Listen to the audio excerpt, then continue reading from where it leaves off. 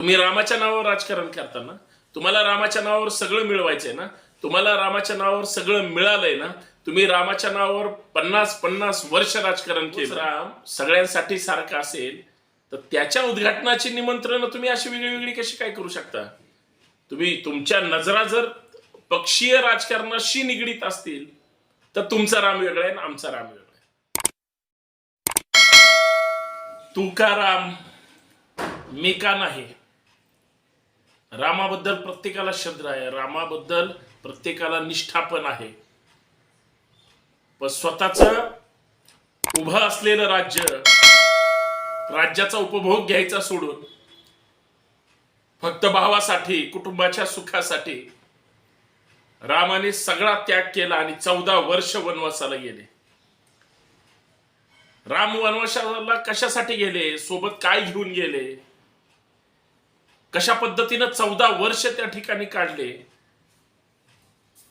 रामांनी जो त्याग केला, प्रभू रामचंद्र ज्या संघर्षातून त्यांनी सगळं वर्ज्य केलं होतं, कुठलंही भौतिक सुख त्यांनी नाकारलेलं होतं. बर, सगळ्यात महत्वाची गोष्ट की रामाने त्यावेळेस जे काही माझं ते इथंच ठेवून ते फक्त भाऊ लक्ष्मण आणि पत्नी सीतेला घेऊन ते वनवासाला गेले 14 वर्ष. आणि जो काही त्यांचा 14 वर्षाचा प्रवास आहे तो तुम्ही कल्पना नाही करू शकणार. कारण घराच्या बाहेर पडून, गावात नाही तर फक्त जंगलात त्यांनी त्यांचं वास्तव्य केलं.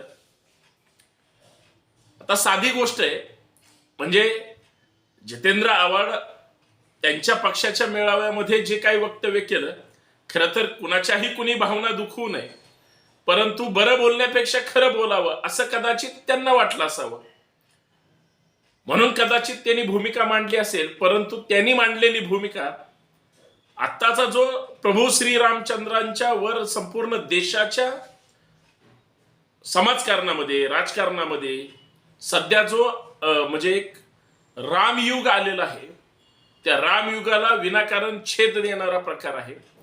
कारण देशाचे सर्वोच्च नेते उद्या 22 तारखेला दिवसभर उपवास करणार आहेत, रामाचं स्मरण करणार आहेत, राम मंदिर होणार आहे. ही काही साधी गोष्ट नाही. मग राम जो तुमचा आहे, माझा आहे, आपला आहे, ह्यांचा आहे, त्यांचा आहे, मग मी का विचार करतो की जर एखादा माणूस घरातून बाहेर पडला, म्हणजे त्या काळी कसे राहिले, कुठं काय हे केलं, कल्पना विस्तार फक्त त्या रामायणातून जर सोडला तर खरंच त्यांच्या जगण्याचं किंवा खाण्यापिण्याचं किंवा राहण्याचं, म्हणजे त्यांनी जे काही निर्माण केलं होतं ते स्वतःच्या म्हणजे मग नंतर हनुमान आले किंवा लक्ष्मणाने जी काही साथ दिली, जी काही निष्ठा दाखवली, ही सगळ्यांना माहिती आहे. परंतु या सगळ्या ह्याच्यामध्ये ते अन्न कुठं खायचे, कशा पद्धतीनं खायचे, कुठं लिखाण केलेलं आहे का त्याचं? मग का आव्हाड असं बोलले असतील? बर, साधं सरळ आहे. आपण जर कुठं बाहेर पडलो आणि काहीच नाही मिळालं तर आपण काय खातो तिथं? त्यांना फळं मिळालीच असतील का? त्यांचा आहार काय होता, ते कशा पद्धतीनं जगले, त्यांना भुकेने किती दिवस त्रास दिला, उपाशी पोटी त्यांनी काय राहिले, एखाद्या मालिकेतून काय वर्णन केलं याच्यापेक्षा ते कसे राहिले असतील हे पूर्ण चित्र वेगळं असतं. आणि ते वेगळं चित्र या देशाचा इतिहास आहे. आणि मग त्या पूर्ण चित्राकडे जर बारकाईनं पाहिलं तर एक गोष्ट नक्की लक्षात येते की त्यांचा जो काळ होता, जो संघर्षाचा काळ होता, तो ना वाल्मिकी झाल्यानंतर लिहिलं किंवा अजून कुणी लिहिलं. त्यांचा दिनक्रम या जगामध्ये कुणीही सांगू शकत नाही, कारण त्यावेळेच्या माणसांनी काहीही लिहिलेलं नाही. पण मित्रांनो, एक गोष्ट लक्षात घ्या, रामाच्या नावावर कुणीही राजकारण करू द्या, मी राजकारण करू द्या किंवा तुम्ही राजकारण करू द्या, जर माझी खरी निष्ठा असेल माझ्या रामावर, तुमची खरी निष्ठा असेल तुमच्या रामावर, फक्त एक गोष्ट खरी आहे, तुमचा राम वेगळा आहे आणि माझा राम वेगळा आहे. तुमच्या आणि माझ्या रामामध्ये म्हणजे मिसळ करू नका किंवा एकत्र आणू नका. कारण तुमची बघण्याची दृष्टी तुमच्या रामाची वेगळी आहे. तुमच्या कल्पने विस्तारातला राम हा तुमचा प्रायव्हेट लिमिटेड आहे. आमचं तसं नाही. आमचा राम हा इतका मोठा आहे, इतका मोठा आहे की विचारशक्तीच्या पुढे जाऊन ज्यावेळेस चिकित्सक वृत्ती जन्माला येते त्यावेळेस त्या रामाचं, त्या सीतेचं, त्या लक्ष्मणाचं आणि खास करून श्रद्धा असणाऱ्या हनुमानाचं सुद्धा महत्व लक्षात घेतलं पाहिजे. आमची व्यवस्था ती घेत नाही. रामाच्या नावावर राजकारण करता ना तुम्ही, तुम्हाला रामाच्या नावावर सगळं पाहिजे ना. रामावर म्हणजे आपण बघा, मी तर उदाहरण सांगतो आणि मग मूळ मुद्द्यावर येऊ. लहानपणापासून आपण राम ऐकत आलो, वाचत आलो, सांगत आलो, मंदिरात लहानपणी जात आलो. ते जे वातावरण आहे ते देवाचं रूप त्या ठिकाणी धारण केलेलं आहे. श्रद्धेचं आहे, निष्ठेचं आहे, सेवेचं आहे, कर्तृत्वाचं आहे. म्हणजे पूर्ण लीन होऊन नतमस्तक होतो. ती श्रद्धा म्हणजे प्रामाणिक श्रद्धा असते.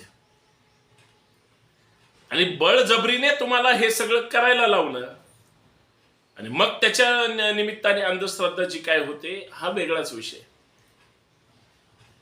पण राम राम आहे म्हणजे या देशामध्ये खरं तर आनंदाची गोष्ट आहे. कालच रामाचा त्या ठिकाणी ते अक्षदा सुद्धा मिळाले. मी ते आपल्या समोर दाखवणार सुद्धा आहे की कशा पद्धतीने गावगाड्यापर्यंत सगळीकडे ब्रँडिंग होतंय.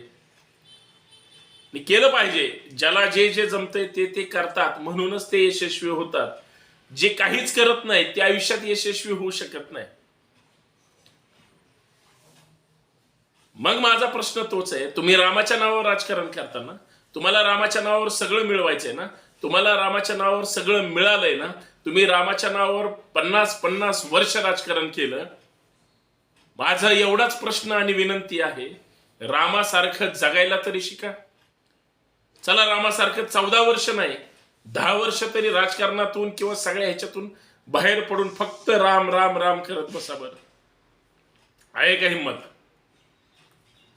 आता तसं कुणीच करणार नाही, तेवढा त्याग कुणीच दाखवणार नाही. आम्हाला त्या रामाचा त्याग महत्वाचा वाटतो का आता प्रत्येकाला मिळणाऱ्या ज्या काही गोष्टी असतील किंवा ज्या त्यांच्या गरजा असतील त्या त्यांना मिळाल्या पाहिजे. यात खरा राम आम्हाला महत्वाचा वाटतो. आम्ही त्या दृष्टिकोनातून त्या विचाराने कधीच आम्ही एकत्र आलो नाही, कधीच आम्ही विचार पण करत नाही. आम्ही फक्त प्रायव्हेट लिमिटेड विचार करतो. आम्ही फक्त आमचा नेता, आमचा एखादा संत, आमचा संत म्हणजे आत्ताचे हे जे सांगतील ना तेच पूर्व मार्ग. सगळं मान्य आहे ना, पण ते सगळं सांगत असताना, मांडत असताना ते त्या पद्धतीनं जगतात का याच्यावर पण विचार केला पाहिजे. राम जर सगळ्यांचा असेल, उद्या राम मंदिर जर होणार असेल, सगळ्यांच्या देशाच्या जगाच्या म्हणजे सगळ्यांसाठी खुलं होणार असेल, मग तोच राम सगळ्यांसाठी सारखा असेल तर त्याच्या उद्घाटनाची निमंत्रण तुम्ही अशी वेगळी वेगळी कशी काय करू शकता? तुम्ही तुमच्या नजरा जर पक्षीय राजकारणाशी निगडीत असतील तर तुमचा राम वेगळा आहे आणि आमचा राम वेगळा आहे. तुम्ही ज्या ताकदीनं जय श्रीराम म्हणता त्याच्यामध्ये तुम्हीच विचार करा तुम्हाला काय दर्शवायचंय. आम्ही जे सकाळी राम राम म्हणतो त्याच्यात आम्ही काय त्या समोरच्या माणसाला नम्रतेने बोलतो किंवा नम्रतेने त्याच्या समोर नतमस्तक होतो किंवा विनम्रतेने त्याला राम राम म्हणतो, तो त्याच ताकदीनं राम राम म्हणतो. आता फक्त ठरवायचंय तुम्हाला जय श्रीराम पाहिजे का राम राम पाहिजे. कारण आम्ही आमचं सातत्य आणि कर्तृत्व शोधलं पाहिजे. पण एक गोष्ट आनंदाची आहे, राम तुमचा असू द्या किंवा आमचा असू द्या, कुणाचाही असू द्या, राम हे तुमच्या माझ्या विचारांचं प्रतीक आहे. चांगलं जर घ्यायचं म्हटलं तर पॉझिटिव्हच घेतलं पाहिजे. बऱ्याच जणांचे बरेच वेगळे विचार आहेत. ते म्हणतात की रामायण असो किंवा महाभारत झालं का नाही याच्यावरच एक वाक्य तर नाही. हे तुम्ही ठरवा. महान जी लोक आहेत ते ठरवत बसा, चिकित्सा करत बसा. चिकित्सा केल्याशिवाय काहीच मिळणार नाही. पण चिकित्सा करत असताना अनादर होणार नाही. आणि आम्हीच भारी आहे, आम्हीच सगळ्यात हे आणि हे सगळं आमचं आहे राम आमचा आहे, देव आमचा आहे, धर्म आमचा आहे आणि सगळं आमचं आहे असं नाही चालणार. मग त्याच्याबरोबर जे काय वाईट येणार आहे ते पण तुमचं आहे. आम्हाला ते वाईट नकोय. म्हणून तू का राम, मी का नाही. तुझा तो राम हा तुझ्यापाशी असू द्या, माझा माझ्यापाशी असू द्या, पण राम राम म्हणल्यानंतर सगळे एकत्र येऊया, बाकी काहीच नाही. हा देश, हे राज्य, तुमचा माझा विचार आपल्याला अबाधित ठेवायचा आहे. हे चालत राहणार आहे, पण ते चांगल्या पद्धतीनं चालावं एवढीच अपेक्षा आहे. नाही तर विनाकारण कोण काहीतरी म्हणतंय शाकाहार की मांसाहार, या बाजूनं की त्या बाजूनं, काहीच उपयोग नाही, काहीच अर्थ नाही. त्याला अर्थ कशाला आहे? तुमच्या मान्यावर आहे. तुम्ही क्षणिक पुरोगामी असता आणि क्षणिक प्रतिगामी असता. तुम्ही क्षणिक या बाजून असता आणि क्षणिक त्या बाजून असता. सोयीनं नाही चालवायचं काय. एक ते एक विचारधारा असली पाहिजे, ती शेवटपर्यंत ठेवली पाहिजे. तोच खरा विचार आहे. विचार बदलत राहतील, भूमिका तीच असते. भूमिका बदलत राहील, विचार तीच असते. फ्लेक्झिबल असण्यापेक्षा विचारांचे असणं गरजेचं आहे असं मला वाटतं. बाकी राम राम, धन्यवाद. जय जिजाऊ, जय शिवराय. पटलं तर शेअर करा.